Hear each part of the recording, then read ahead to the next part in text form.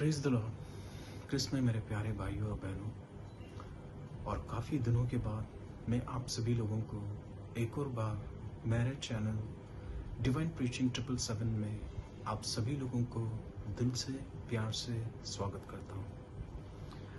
और काफ़ी दिनों के बाद मैं दोबारा प्रभु यीशु मसीह का जो उनकी वार्ताएं हैं, जो उनका शब्द है, जो वो आप लोगों से बात कहना चाहते हैं, वो मैं दोबारा लेकर आया हुआ हूँ ताकि हम प्रभु यीशु मसीह के ज़रिए कुछ सीख सकें। क्योंकि ज़िंदगी परमेश्वर ने हमें गिफ्ट किया है और इस ज़िंदगी में हमें जब तक पवित्र आत्मा के ज़रिए सीखने को मिलता है, हमें सीखते रहना चाहिए। तो जस्ट एक आज बहुत छोटा सा टॉपिक मैं आप लोगों के साथ साझा करने जा रहा हूँ, और मैं आप लोगों से रिक्वेस्ट करता हूँ कि इसको ज़रा समझने के लिए, ताकि इसको समझ के हम प्रभु के कार्य को जो है अपने सच्चे हृदय से, ताकि हम आगे बढ़ा सके। तो मैं आप लोगों से सिर्फ एक बात कहना चाहता हूँ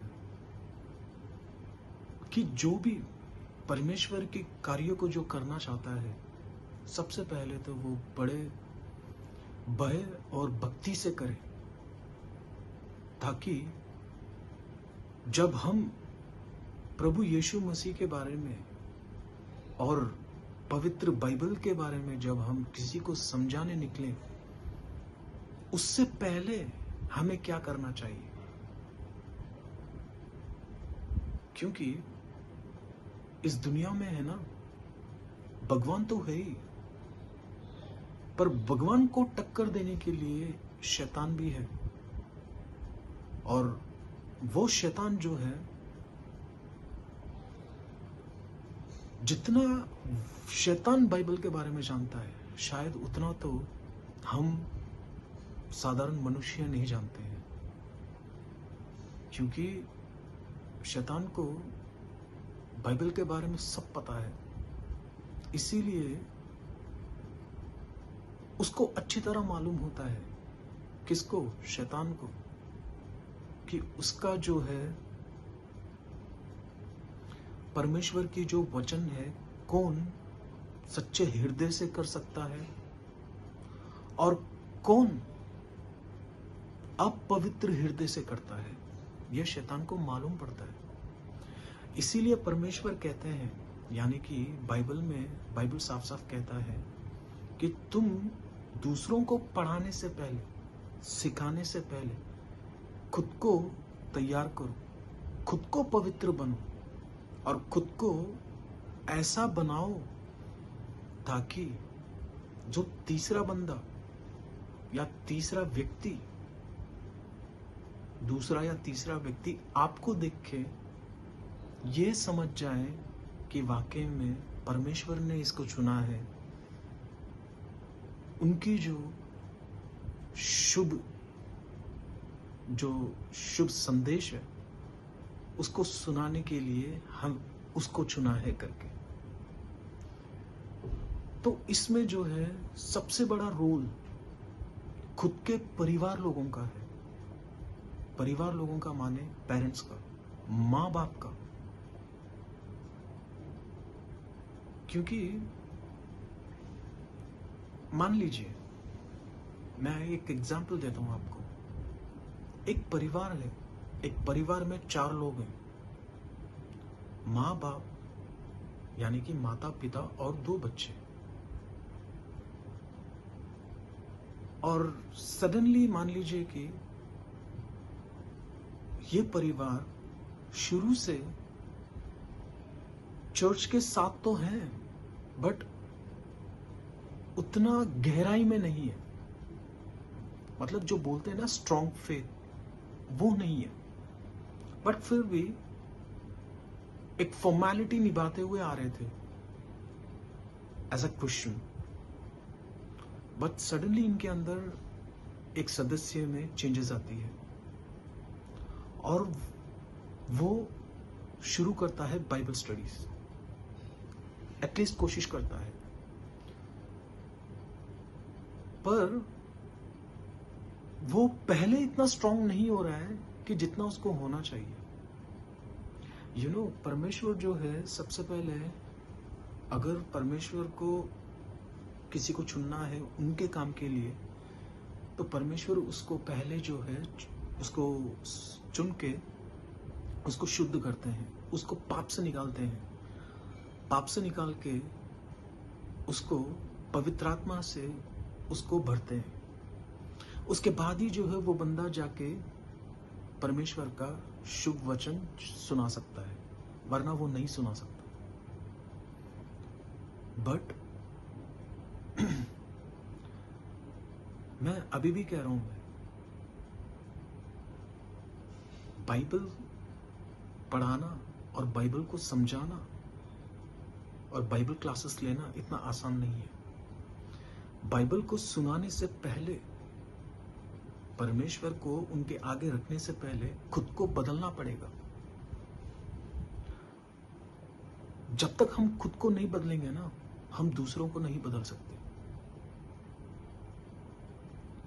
अगर हमारे हृदय में पवित्र आत्मा है, अगर हम पवित्र आत्मा से परिपूर्ण हैं, अगर हमारे हृदय में यीशु मसीह वासना करते हैं, तो हम जैसे हम अपने अंदर परिवर्तन लाए हैं यीशु मसीह के लिए, वैसे ही हमें दूसरों को करवाना पड़ेगा।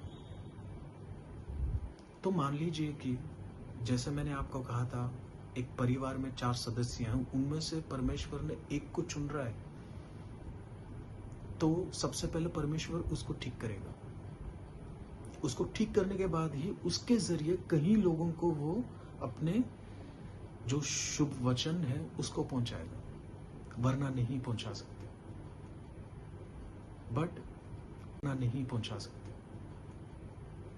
बट आजकल के टाइम पे बहुत लोग ऐसे हैं जो खुद को तो वो ठीक नहीं करेंगे, बट बाइबल निकाल लेंगे और बाइबल निकाल के चल पड़ेंगे दूसरों को सिखाने के लिए। मतलब खुद तो वो बर्बाद हुए पड़े हैं, पर बाइबल लेके वो दूसरों को समझाने निकल जाएंगे। ये शैतान का कार्य है, परमेश्वर का कार्य नहीं। क्योंकि वचन में, बाइबल में साफ साफ लिखा गया है कि एक समय ऐसा आएगा कि हर कोई बाइबल उठा लेगा और वचन सुनाने लगेगा, पर उनको आप सब लोग जो है विश्वास मत करना। ये क्यों कहा है? क्योंकि लोग जो हैं परमेश्वर के रास्ते पर नहीं, पर शैतान के रास्ते ज्यादा चल रहे हैं, और शैतान परमेश्वर के विरुद्ध उनको चला रहा है। तो मैंने आपको क्या कहा, अगर यीशु मसीह हमारे दिल में है, तो हम जो दूसरे लोग हैं, जो वो यीशु मसीह के रास्ते पर नहीं है, बट बर्बादी के रास्ते पे हैं, बुराई के रास्ते पर है, सबसे पहले हम उनको ठीक करेंगे। पर यहां पे ऐसा है कि अपने घर में जो है सब लोग बुरे रास्ते पर हैं, पर एक लड़का जो है बाइबल निकाल लिया है पढ़ाने के लिए, समझाने के लिए। क्या वहां पे परमेश्वर का कार्य होगा? नहीं। क्यों नहीं होगा? बाप दारू पीता है, मां बुरे काम करती है, बुरे काम माने जितनी भी बुरी आदतें हैं, जैसे कि जेलसी, क्रोध, श्राप देना, झगड़ा करना, एनमिटी रखना, तो ये सब क्या है? बुरे काम है। मगर जो बाइबल निकाल के रखा है और बाइबल पढ़ाने जा रहा है, तो सबसे पहले अपने पेरेंट्स को तो समझाओ, सबसे पहले अपने पेरेंट्स को तो ठीक करो।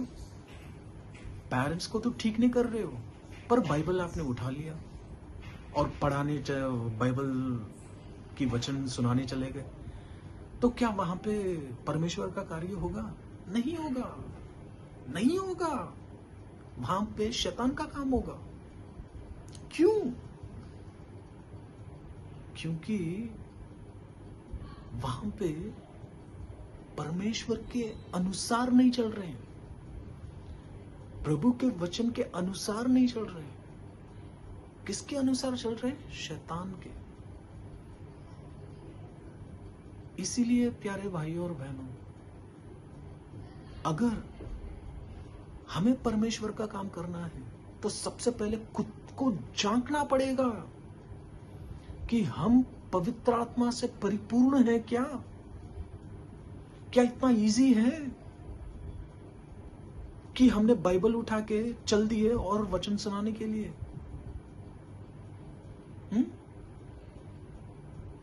क्या बाइबल को डिफाइन करना इतना आसान है? परमेश्वर ने 12 चेलों को चुना था, पर उनको चुनने से पहले क्या किया उन्होंने? उनको शुद्ध किया, पाप से मुक्त किया उनको, फिर उनको पवित्र आत्मा दी। तो वो लोग जो पवित्र आत्मा से जब परिपूर्ण हुए, तब जाकर वह लोग परमेश्वर का काम करने लगे। अरे परमेश्वर की वचन को अगर सुनाना ही है, परमेश्वर का काम करना है, तो सबसे पहले अपने अंदर चेंजेस लाओ, बदलाव लाओ। जो बुरे काम तुम लोग करते हो उसको छोड़ो, उसके बाद दूसरों को सिखाओ जाके। अब यहां पे तो मामला ही गड़बड़ है। बेटा तो निकाल दिया बाइबल और चल पड़ा सिखाने के लिए। अगर बेटा ये कदम उठा रहा है तो माँ बाप को क्या करना चाहिए? माँ बाप को बदलना चाहिए खुद को। किसके खातिर? एटलीस्ट भगवान के खातिर नहीं, उनके बेटे के खातिर, क्योंकि उनका बेटा पवित्र काम करने जा रहा है। तो हमें ऑटोमेटिकली क्या करना चाहिए? अगर हम वाकई में परमेश्वर के बच्चे हैं तो खुद को हमारे अंदर बदलाव लाना चाहिए। अगर हम बुरा काम कर रहे हैं तो उसको रोकना चाहिए। किसके खातिर? भगवान के खातिर नहीं, एटलीस्ट अपने बेटे के खातिर। क्योंकि भगवान के साथ तो हम लोग, यानी कि वैसे लोग खेल खेलते हैं, नीचतापन करते हैं परमेश्वर के साथ। बट कम से कम यार अपने बच्चों के लिए तो ठीक करो। अपने बच्चों के लिए तो कम से कम सोचो कि वो परमेश्वर का काम कर रहे हैं, तो हमें जो है ये दारू पीना, स्मोकिंग करना, दूसरों के घर जाके बिड़वाना, ये सब तो खत्म करो। जब तक आप लोग ये चीज नहीं करोगे तो बच्चे का जो भी जो अपना उनका जो बच्चा है, अगर वो पवित्र वचन सुना रहा है तो बेकार है वो सुनाना। क्यों बेकार है? क्योंकि परमेश्वर को इन्होंने ठीक तरह जाना नहीं, बाइबल को ठीक तरह जाना नहीं। तो जब तक ये नहीं जानेंगे तब तक बहुत मुश्किल है परमेश्वर के वचन को सुनाना। तो प्रिय भाइयों और बहनों जो क्रिस्त में है, मैं आप लोगों से यही रिक्वेस्ट करता हूं कि अगर घर में से कोई एक सदस्य परमेश्वर के लिए काम करने के लिए वो रेडी हो गया हो, तो सबसे पहले उसको खुद को बदलना चाहिए। उसके बाद जो घर के सदस्य हैं, यानी कि पेरेंट्स को अपने बच्चों के लिए बदलना चाहिए और अपनी बुरी आदतें छोड़ देना चाहिए। तो प्रिय भाइयों और बहनों, मैं एक ही बात कहूँगा, बाइबल कोई खिलौना नहीं है, बाइबल कोई बैट बॉल नहीं है जो उठा लिया और खेलने चल दी। बाइबल बहुत पवित्र चीज़ है। बाइबल को समझने के लिए पवित्र आत्मा की ज़रूरत है। जब तक पवित्र आत्मा से आप लोग परिपूर्ण नहीं होंगे, यानी कि जो बाइबल के वचन को जो सुनाने वाला हो और उनके घर के जो सदस्य हों, जब तक पवित्र आत्मा से परिपूर्ण नहीं होंगे, जब तक परमेश्वर की शांति उनके घर में ना आए, जब तक वो यीशु मसीह को ना समझ ले, तब तक जो है पवित्र वचन को साझा करना बहुत मुश्किल है। इसके ऊपर भी वह लोग अगर साझा करते हैं तो वहां पे परमेश्वर का कार्य नहीं होगा। तो प्रिय भाइयों और बहनों जो क्रिस्त में हैं, मैं बस यही आप लोगों से रिक्वेस्ट करता हूं, अगर पवित्र वचन सुनाना है तो हम सबको जो है बदलना पड़ेगा। पहले जो लोग चोरी करते हैं उसको चोरी को रोकना पड़ेगा, जो लोग दारू पीते हैं दारू रोकना पड़ेगा, जो लोग व्यभिचार करते हैं व्यभिचार रोकना पड़ेगा, जो लोग मतलब घर में जो लोग लड़ाई झगड़ा जो करते हैं, जो दुश्मनी पालते हैं, ये रोकना पड़ेगा। जो लोग शांति में नहीं है उनको शांति लानी पड़ेगी। तब जाके जो है परमेश्वर की वचन को सुनाने के योग्य हम बनते हैं। अगर ये चीज नहीं कर पाते तो हम योग्य नहीं हैं परमेश्वर के वचन को सुनाने के लिए। तो मैं आशा करता हूं आप लोगों को ये वीडियो जरूर पसंद आएगी।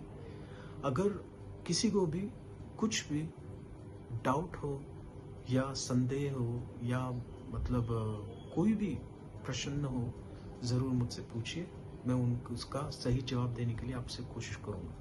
ठीक है, तो बहुत बहुत धन्यवाद डिवाइन प्रीचिंग 777 में जुड़ने के लिए। Thank you very much. परमेश्वर की शांति, उनका समाधान और उनका प्यार सदा सर्वदा आप सभी लोगों के साथ बने रहे। जय यीशु जी।